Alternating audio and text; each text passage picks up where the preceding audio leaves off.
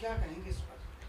नहीं, हम तो हर तरीके से तैयार हैं, हम दिल्ली की सुरक्षा को लेकर के, और उसके लिए हमें जो भी करना पड़े उसके लिए दिल्ली के मुख्यमंत्री तो हमेशा से कह रहे हैं केंद्र सरकार से कि आप पुलिस हमें दे दीजिए।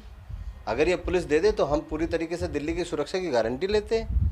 लेकिन पुलिस तो सबको पता है कि दिल्ली सरकार के अंतर्गत नहीं आती, सेंट्रल गवर्नमेंट के अधीन आती है।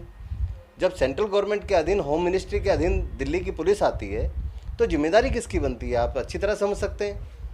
और हम लोग तो, सबसे बड़ी बात है कि दुखद, इतनी दुखद घटना है ये, इसके ऊपर ये भारतीय जनता पार्टी राजनीति कर रही है। इनको, इनकी संवेदनशीलता ख़त्म हो गई है, ये असंवेदनशील हो गए हैं पूरे तरीके से। इनको तो ये मानना चाहिए कि वास्तव में ये गलत हुआ, और ये दिल्ली पुलिस की सुरक्षा का जो सिस्टम है उसमें कहीं ना कहीं कोई खामी है जिसकी वजह से ये घटना हुई है। और अपनी जिम्मेदारी लेते हुए इनको आगे बढ़ के इसको इस पर संज्ञान लेना चाहिए, दोषियों को सज़ा मिलनी चाहिए पूरे तरीके से। छोटी छोटी बच्चियों के साथ जिस तरीके से बलात्कार की घटनाएं हो रही है, ये बहुत दुखद है। पूरी दिल्ली के अंदर ऐसा हो रहा है। अभी जो दिल्ली कैंट में घटना हुई थी, अरविंद केजरीवाल जी ने 10 लाख रुपए की जो सहायता राशि की बात की थी, तो बीजेपी ने कहा कि जब अरविंद केजरीवाल ने 1 करोड़ की कहा है तो 10 लाख क्यों देते हैं? इस पर भी कहीं ना कहीं बीजेपी ने सवालिया निशान उठाए। देखिए, भारतीय जनता पार्टी एक्चुअली, उनके कान, आँख, नाक सब बंद हैं। माननीय मुख्यमंत्री अरविंद केजरीवाल जी ने पहले भी कहा था कि कोरोना के अंदर जिस किसी भी कर्मचारी की मृत्यु हो जाती है कोरोना की वजह से, तो उनको 1 करोड़ रुपए राशि दी जाएगी।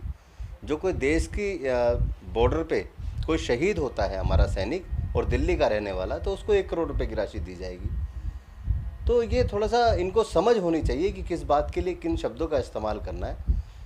हर चीज़ में राजनीति ढूंढना, हर चीज़ में राजनीति ढूंढना ये अच्छी बात नहीं। ये सामाजिकता, और जिस तरीके से घटनाएं, दुखद घटनाएं हो रही हैं, इनको देखते हुए भारतीय जनता पार्टी को शर्म आनी चाहिए कि उनकी दिल्ली पुलिस पूरे तरीके से फेल हो चुकी है, जो होम मिनिस्ट्री के अंतर्गत आती है। अमित शाह जी को अभी इस्तीफ़ा दे देना चाहिए इस तरह की घटनाओं के लिए। दिल्ली देश की राजधानी है, लेकिन इन लोगों ने इनकी सुरक्षा व्यवस्था को खराब करके, और दिल्ली पुलिस जिस तरीके से काम करे उससे ऐसा लगता है कि दिल्ली देश की राजधानी की बजाय राजधानी इन्होंने जो है बलात्कार की राजधानी बना दिया है, क्योंकि ये अपना काम ठीक से नहीं कर पा रहे। अपने जो जिम्मेदारी है खाली दूसरों के कंधों पे डाल करके राजनीति करने का काम कर रहे हैं। तो इनको शर्म आनी चाहिए भारतीय जनता पार्टी के नेताओं को और इनके कार्यकर्ताओं को कि इस घटना के लिए भी ये दूसरे पे आरोप प्रत्यारोप लगा रहे हैं, जबकि पूरी दिल्ली और पूरी दुनिया जानती है कि दिल्ली पुलिस होम मिनिस्ट्री के अंतर्गत आती है। बीजेपी बार बार कहती है कि जो मोदी जी के काम है उन्हीं को अरविंद केजरीवाल करते हैं और अपना नाम लगा देते हैं, विज्ञापन की राजनीति करते हैं अरविंद केजरीवाल, तमाम इस तरह के भी आरोप लगा रहे हैं। नहीं तो कौन सा काम किया है? ये लोग तो झूठ ही बोलते हैं हमेशा। ये कहते हैं मुख्यमंत्री अरविंद केजरीवाल जी प्रचार कर रहे हैं अपने कामों का। अरे दिल्ली के अंदर दिल्ली के मुख्यमंत्री प्रचार नहीं कर सकते, और उत्तर प्रदेश के मुख्यमंत्री दिल्ली के अंदर अपने पोस्टर होर्डिंग लगा रहे हैं, यूपी नंबर 1, मुख्यमंत्री नंबर 1। तुम तो हीरो नंबर 1 बोल दो ना, कि फिल्म जैसे हीरो नंबर 1 आई थी। तो इन लोगों को पता ही नहीं है कि आखिर करना क्या है और कहना क्या है। वो तो ये कह रहे हैं ना कि हमारी वैक्सीन है, केजरीवाल ने अपना नाम कर दिया, और राशन हमारा है, केजरीवाल जी ने अपना नाम कर दिया, इस तरह के भी आरोप है। नहीं, उस पर भारतीय जनता पार्टी वैक्सीन लिखा है क्या? वैक्सीन देश के साइंटिस्टों ने बनाई है। मोदी जी की उपलब्धि मानते हैं ना। मोदी जी की उपलब्धि कैसे? मोदी जी ने क्या उसके अंदर इन्वेंट किया है, क्या खोज करी है उसके अंदर?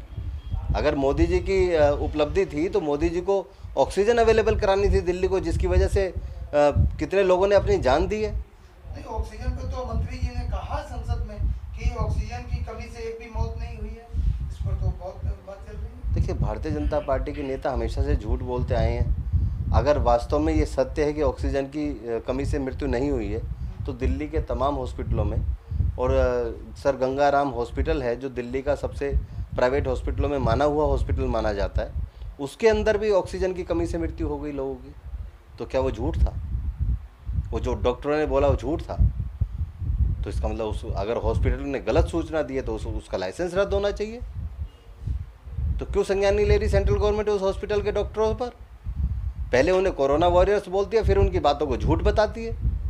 यही काम भारतीय जनता पार्टी का है, सिर्फ झूठ बोलने का, आरोप लगाने का, आरोप और प्रत्यारोप की राजनीति करने का। जो अपना काम है वो दूसरों पे थोप देने का। बलात्कार जैसी घटनाओं पे दूसरे की तरफ उंगली उठाने वाली 4 उंगलियां उनकी तरफ इशारा कर रही हैं, उसको नहीं समझ पा रहे हैं ये लोग, लेकिन दिल्ली की जनता समझ रही है। आने वाले 2022 में जवाब मिलेगा आपको। सर क्या लगता है कि जैसे ये केस हुआ 6 साल की बच्ची के साथ एक दुर्दांत व्यवहार हुआ, बच्ची अभी बोल भी नहीं समझ पा रही थी, कुछ समझ नहीं पा रही थी, क्या कहेंगे सर? ये बहुत ही दुखद है, इसके अलावा बोलने के लिए कुछ इसमें ज़्यादा है नहीं। छोटी सी बच्ची है, उसके साथ इस तरह की घटना हो जाना, इससे ज़्यादा क्या कह सकते हैं। दिल्ली सरकार की तरफ से परिवार के लिए क्या किस तरह के न्याय की मांग करें? देखिए, हमारी पूरी तरीके से संवेदनाएं हैं, दिल्ली सरकार पूरा इस पे संज्ञान ले रही है और जो मुनासिब मदद इस परिवार की हो सकेगी और जो कानून से इसकी मदद करा सकते हैं उसके लिए हम लगातार प्रयासरत हैं और लिख करके भेज रहे हैं। जिस तरह से दिल्ली कैंट में अरविंद केजरीवाल जी खुद गए थे, क्या लगता है कोई आपकी पार्टी के बड़े नेता भी आने की संभावना? नहीं, कल हमारे विधायक भी गए हैं और हमारे तमाम पार्षद भी यहाँ से पहुँचे हैं और जैसे जो भी परिवार को मदद चाहिए कि हमारे सभी लोग आएंगे, उसमें कोई बात ही नहीं है।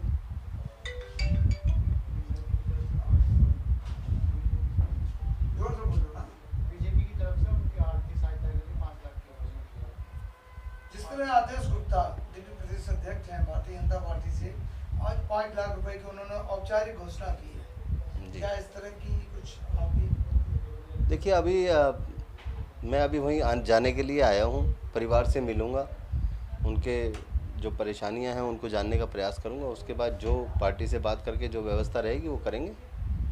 सर मेरा एक सवाल है, इस पर विशेष ध्यान दिया जाए।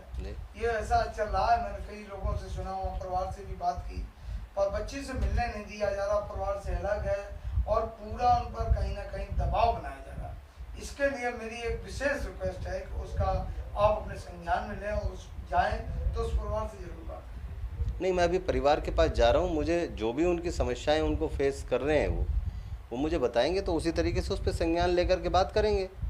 बच्ची से क्यों नहीं मिलने दिया जाएगा उनको? ये तो हो ही नहीं सकता। कहीं ना कहीं दबाव बनाया जा रहा है। किसकी तरफ से दबाव बनाया जा रहा है, ये तो जानकारी अभी जाऊँगा परिवार के पास तो पता चलेगा, फिर उनकी मदद की जाएगी पूरी तरीके से।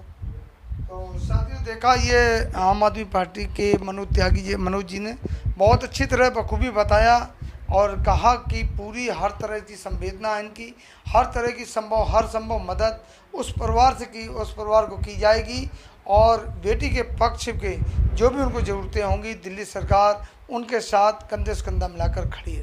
धन्यवाद। बेटी बचाओ बेटी पढ़ाओ, दिल्ली सरकार के भी अपने मैनिफेस्टो में महिला सुरक्षा का जिक्र हुआ था, क्या कहेंगे आप?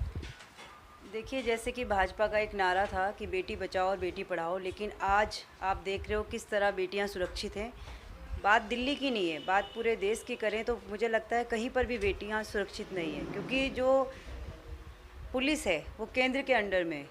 लेकिन आप देख रहे हो पुलिस किस तरह से मनमानी कर रही है, पुलिस का क्या रवैया होता है। आज अभी कुछ समय पहले ही एक 9 साल की बच्ची के साथ इस तरह का दुष्कर्म हुआ और उसके बाद कल जो कि आप लोगों को भी पता है, कल यहाँ पे त्रिलोकपुरी में भी ऐसी घटना घटी। तो ये अपने आप में शर्मनाक, बहुत ही शर्मनाक बात है, क्योंकि जब दिल्ली पुलिस के अंडर में, दिल्ली सरकार के अंडर में दिल्ली पुलिस आती ही नहीं, तो दिल्ली सरकार का इसमें कोई रोल नहीं है। लेकिन दिल्ली सरकार भी हर संभव मदद करेगी उस बच्चे की, और जहाँ पर अगर सरकारी वकील की ज़रूरत पड़ेगी तो हम सरकारी वकील भी उस बच्ची को देंगे। लेकिन सवाल केंद्र पे उठता है। आज सुनने में आया बीजेपी के बहुत बड़े बड़े नेता वहाँ पर आए हैं, तो मेरा सवाल यही है कि आर्थिक मदद देने से क्या होगा? आर्थिक मदद देने से कोई इस चीज़ का सलूशन नहीं। आज इस बच्चे के साथ है, कल किसी और बच्ची के साथ होगा, तो क्यों नहीं वो नेता यहाँ ना आते और सीधा गृह मंत्री के पास जाते, अमित शाह से सवाल जवाब करते। आखिर उनके हाथ में पूरे देश की बागडोर है, पूरे देश की कानून व्यवस्था उनके हाथ में, तो क्यों नहीं वो ऐसे नियम बनाते, ऐसे कड़े कानून बनाते कि जिससे इस तरह के अपराध कम हो। मैं भी एक महिला हूँ, मैं चाहती हूँ देश में इस तरह के कानून बने, ऐसे व्यक्ति को जल्द से जल्द फांसी हो। जब तक कड़े कानून या नियम नहीं बनेंगे तब तक इस चीज़ का सलूशन नहीं होगा।